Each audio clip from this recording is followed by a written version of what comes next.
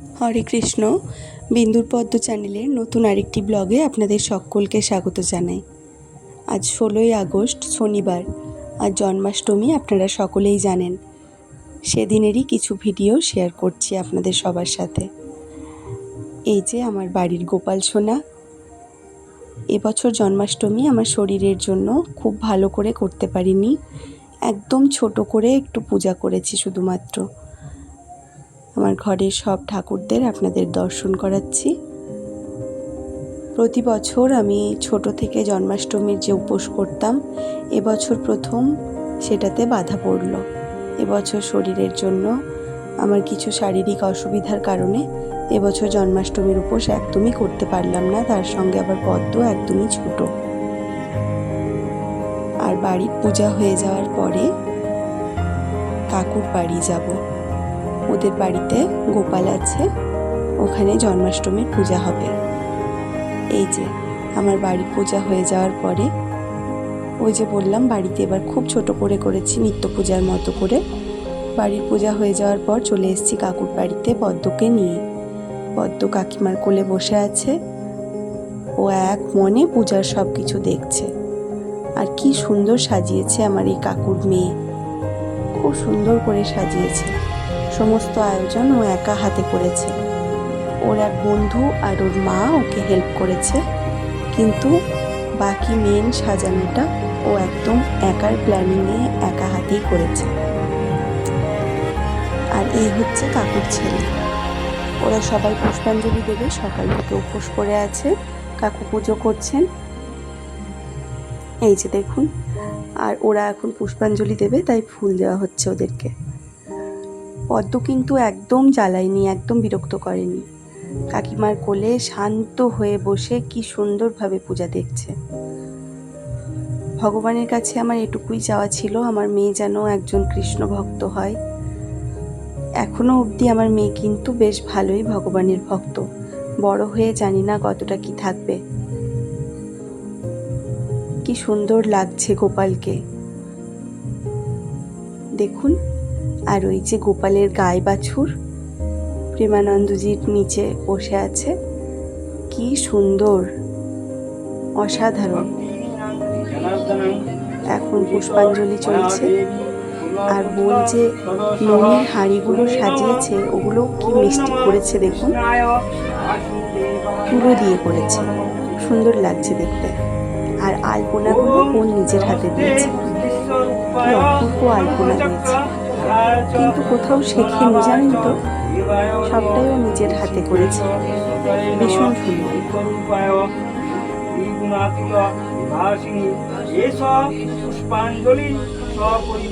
আর এই যে রং বেরঙের আলো জ্বলছে, এটাতে যেন গোপুকে আরো সুন্দর লাগছে। একটা ওদের নিজস্ব বাড়ির গোপু পুরী থেকে আনা, ওর ঠাকুমা নিয়ে এসেছিল পুরী থেকে। আর আরেকটা গোপু ওদেরকে পাশের বাড়ির একজন জেঠিমা দিয়ে দিয়েছে। তো এখন দুটো গোপাল একসঙ্গেই থাকে, একসঙ্গেই ঘুমোতে যায়, একসঙ্গেই খাওয়া দাওয়া করে, একসঙ্গেই তাদের সেবা হয়, সব একসঙ্গেই হয়। আর আমি তো গোপালকে একদম নিজের ছেলের মতোই ভালোবাসি, তাই আমি গোপালের ক্ষেত্রে খুব একটা আচার বিচার করা পছন্দ করি না। গোপাল হচ্ছে একদম বাড়ির ছেলে। যখন গোপাল বড় হয়ে কৃষ্ণ রূপ ধারণ করেন, আমার মনে হয় তখন আচার বিচার করলে ঠিক আছে। কিন্তু গোপাল যতদিন গোপাল থাকে, কেউ যদি গোপালের সেবা করেন, তাহলে আমার মনে হয় নিজের ছেলে বা নিজের সন্তানের মতোই তাকে সেবা করা উচিত। এনারাও তাই করে যদিও। কি সুন্দর লাগছে। পদ্ম কিন্তু খুব শান্তভাবে বসে আছে, সেটা দেখে আমার সবচেয়ে ভালো লাগছে আরও। আর ওই যে চকলেটগুলো দেখছেন, ওগুলো সব বাচ্চারা যারা এসছে পূজা দেখতে, সবাই একটা করে করে চকলেট এনেছে গোপালের জন্য। আমার যদিও কিছু আনা হয়নি, কারণ আমি পদ্মকে এবার দেখাতে নিয়ে এসেছি। আর প্রেমানন্দজিকে আপনারা কে কে ভালোবাসেন সেটা জানাতে ভুলবেন না, কিন্তু অবশ্যই জানাবেন। এখন আরতি চলছে পুষ্পাঞ্জলির পরে। আর যতক্ষণ শঙ্খধ্বনি হচ্ছে পদ্ম এক মনে কাকিমার দিকে ঘুরে ঘুরে তাকাচ্ছে, এক মনে তাকাচ্ছে। ওর এবার একটু কষ্ট হচ্ছে, এই যে কর্পূরের ধোঁয়াটাতে এবার ও আর থাকতে চাইছে না, উঠে দাঁড়িয়ে পড়লো। এবার ও কান্না করছে বাইরে যাওয়ার জন্য। ওর ভেতরে এবার অনেকক্ষণ থেকেই তো গরম লাগছে, কিন্তু এই ধোঁয়াটা ওর সামনে চলে আসাতে আরও বেশি ওর কষ্ট হচ্ছে। এবার মনে হচ্ছে ওকে বাইরে নিয়ে যেতে হবে, আর কিছুতেই মনে হচ্ছে না ও ভেতরে থাকবে বলে। অনেকক্ষণ থাকলো তাও। যাই হোক, চলুন বাইরে যাই। এবছর যেমন নিজে পূজা করতে পারলাম না, উপোস করতে পারলাম না, কিন্তু এখানে এসে তাও মনটা অনেকটাই ভালো লাগছে, একটা শান্তি পাচ্ছি আলাদাই। আমি সেই 12 বছর বয়স থেকে, যখন ক্লাস 8-এ পড়ি তখন থেকে বরাবর যেখানেই থেকেছি সেখানেই আমি জন্মাষ্টমীর উপোস করেছি, জন্মাষ্টমীর পূজা করেছি। কিন্তু এবার প্রথম কিছুতেই আর পারলাম না করতে। জানি না ভগবান কবে আবার শক্তি দেবে, কবে আবার করতে পারবো। এখানে এসে কিন্তু মনটা অনেক ভালো লাগছে। আর আমি জানি না আপনাদের কি হয়, আমার সাথে কতজন সহমত হবেন, কিন্তু আমার যদি মন খারাপ হয়, অনেক সময়ই দেখেছি ভগবানের কাছে গেলে, একটা শান্ত পরিবেশে ভগবানের কাছে গিয়ে বসলে মনটা অনেক সময় শান্তি পাওয়া যায়, অনেক সময় খুব ভালো লাগে। এদিকে পদ্ম খুব বিরক্ত হচ্ছে, তাই ওকে নিয়ে বেরিয়ে পড়লাম। চলে এলাম এই দাদুর কাছে। এই দাদু হচ্ছে ওই কাকুর শ্বশুরমশাই। উনি এদিকে একটা ঠান্ডা ঘরের মধ্যে বসেছিলেন, ওখানে ফ্যান চলছিল, ওখানেই পদ্মকে নিয়ে চলে এলাম। কারণ ওই ঠাকুর ঘরে খুব ভিড় হয়েছে আর পুরো ধোঁয়াতে ভর্তি হয়ে গেছে, পদ্ম কিছুতেই থাকতে চাইছিল না, তাই ওকে নিয়ে চলে এসেছি এখানে। দেখুন দাদুর কোলেও প্রথমবার গেল আজকে, কিন্তু তাও কি ভালো আছে, খুব সুন্দর আছে আরামে। দাদু খুব ভালো বাচ্চা রাখতে পারেন। ও কোলে ঘুমিয়েও যাচ্ছে দাদুর কোলে। আর ওই জেমস চকলেটটা আমাদের গ্রামেরই এক কাকিমা ওকে দিয়ে গেছে। ওকে এখানে সবাই খুব ভালোবাসে।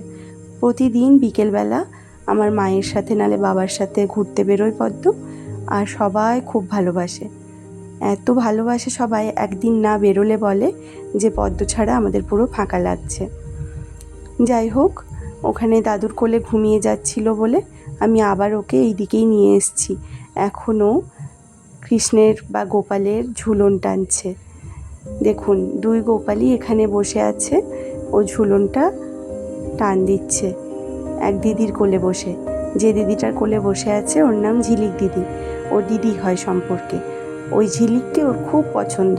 ঝিলিকের কোলে ও যেখানেই থাকবে সেখান থেকে যাওয়ার জন্য অস্থির হয়ে যাবে। আর ও এখন ঝিলিকের কোলে বসেই গোপালের ঝুলন দেখছে, আর পাশে ওর মাসিরা সব ওকে ঘিরে রেখেছে। দেখুন কি ভালো লাগছে না।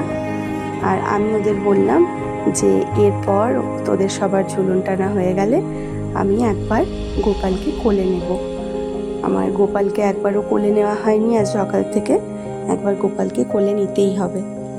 তাই ওরা যে যে ঝুলন টানবে টেনে নিক, তারপরে আমি একবার গোপালকে কোলে নিচ্ছি। পদ্ম এদিক ওদিক ঘুরে ঘুরে তাকিয়ে তাকিয়ে দেখছে। ঝিলিকোকে খুব চেষ্টা করছে ওর হাত দিয়ে ঝুলন টানানোর, একবার করে দড়িটা ধরছে, একবার করে ছেড়ে দিচ্ছে।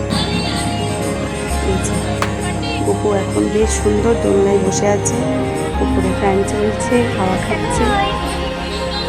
কি সুন্দর রাজবেশ হয়েছে গোপালের আজ জন্মদিনে। এই যে আমি কোলে নিয়ে নিয়েছি। দয়া করে আমার টাকটাকে কিন্তু ইগনোর করুন, হ্যাঁ, গোছা গোছা চুল উঠে যাচ্ছে। আপনারা জানলে জানাবেন যে কিভাবে এই টাক ঢাকানোর উপায় আছে, কিভাবে টাকটা ঢাকাবো আমি, কি করে চুল ওঠা একটু কমবে, অবশ্যই জানাবেন কিন্তু।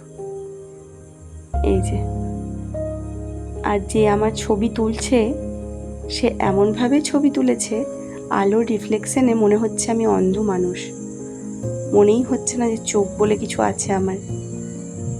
আমার গোপালকে কোলে নেওয়া শেষ হয়ে গেলে এরপর ওই কাকুর মেয়ে সে পদ্মকে তিলক দিতে বসেছে, শান্তভাবে তিলক নিচ্ছে। কাকু আগেই পদ্মকে কাজলের ওপর চন্দনের টিপ দিয়েছেন, কিন্তু এখন সন্টি ওকে তিলক দিচ্ছে। কি সুন্দর করে বসে বসে তিলক নিচ্ছে। এমনিতে কিন্তু কাজলের টিপ ভালোভাবে নিতে চায় না, আজকে কিন্তু তিলকটা বেশ সুন্দর শান্তভাবে নিচ্ছে। এটাতেই আমার মনে হয় যে ওর ভগবানের প্রতি মন আছে। আর যদি ওর ভগবানের প্রতি ভালোবাসা, ভগবানের প্রতি মন থাকে, জানবো যে সত্যি আমি আশীর্বাদ স্বরূপ আমার মেয়েকে পেয়েছি। খুব খুশি হব বড় হয়ে যদি এই জিনিসটা আমি দেখি। পদ্মর তিলক দেওয়া দেখে এখন টিঙ্কু ও বলছে আমাকে তিলক দিয়ে দে। পদ্ম এক মনে টিঙ্কুর তিলক নেওয়া দেখছে। টিঙ্কু হচ্ছে পদ্মর সম্পর্কে মাসি। আপনাদের সবার জন্মাষ্টমী কেমন কাটলো অবশ্যই জানাবেন, কিন্তু জানাতে ভুলবেন না। আমারও বেশ ভালো লেগেছে, বেশ ভালোভাবেই কাটলো সন্ধেটা কাকুর বাড়িতে এসে। সব পুরো ঘরটা ফাঁকা হয়ে যাওয়ার পর পদ্মকে এখানে গোপালের পাশে একটু বসিয়ে দিয়েছি। আবার ভয়ও লাগছে যে ও প্রদীপটা কখন ছুঁয়ে দেবে। ওর প্রদীপ ধূপ এগুলো ছোঁয়ার কিন্তু বড্ড নেশা। এখানে টিঙ্কু আর আমি দুজন মিলে ওকে সামাল দিচ্ছি যাতে প্রদীপটা না ছুঁয়ে দেয়। চলুন আজ তাহলে এই অবধিই থাক। যদি ভিডিওটা ভালো লাগে অবশ্যই চ্যানেলটি সাবস্ক্রাইব করবেন, লাইক আর শেয়ার করতেও ভুলবেন না যেন। আবার দেখা হবে অন্য কোনো একটা ভিডিওতে। সকলে ভালো থাকবেন, সুস্থ থাকবেন। টাটা।